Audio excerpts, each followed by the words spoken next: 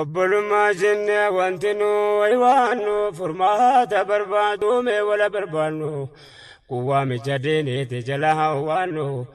mee wala gaafannu adda addatti yaannu mee waliifataanu wanama walittaanu yaa rabbi nu buusa obbolaa walamanu ati nurraa qabiyaa kan nama khayyanu nama karaa dheeraatu deemu walganu utuun obboleessa koo jedhee hamanu kayyaate koo fuudhee aduwweetti kennu yoo wallaalummaaf ta'e rabbiin siif habanu yoo munaafiqummaaf ta'e ardiin si haganu yaa rabbi nu buusa obbolaa walamanu nama yaada gaarii wal biratti amanu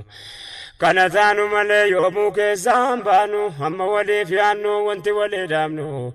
kulli jiruu keenya rabbiif jiraannu waan jiraachuudhaaf ettaa jumnu hundaanu akka fedhasaa malee akka biraan taanu yoo waan diiniin akka ol ta'uu barbaannu ni keenya waan yaannu fedhii rabbiitiin bifadli rifqikaa yaa qaahiral kawni dhagayyaa obboleessaatis yaa obboleetti rabbiif jiraachuun maaliif haamuu dhabneeti silaatu nu galee kunduma dubbeeti akka rabbiin jedhe quraana keessatti himiif yaa muhammad ummata kee irratti suuraa anaam 62 في قول تعالى قل إن صلاتي ونسكي ومحياي ومماتي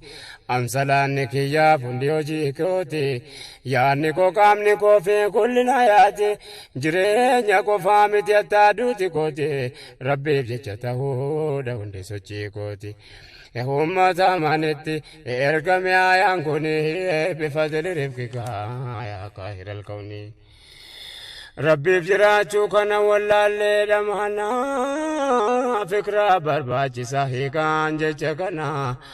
ربي تنيا منا دين اسني جالنا اكا ربي جرت سلان سومنا كنو زكاسا جيسي رسائي كنا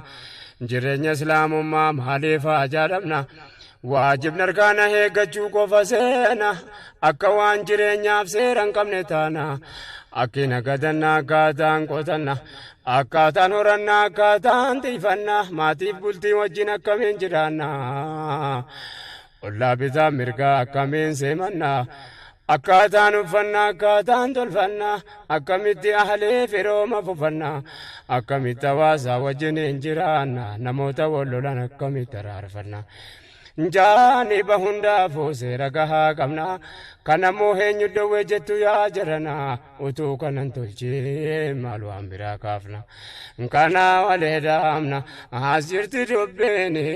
bifadli rifqikaa yaa qaahiral kawni ربي سألناك لا فوز في الدارين بفضل رفقك يا قاهر الكون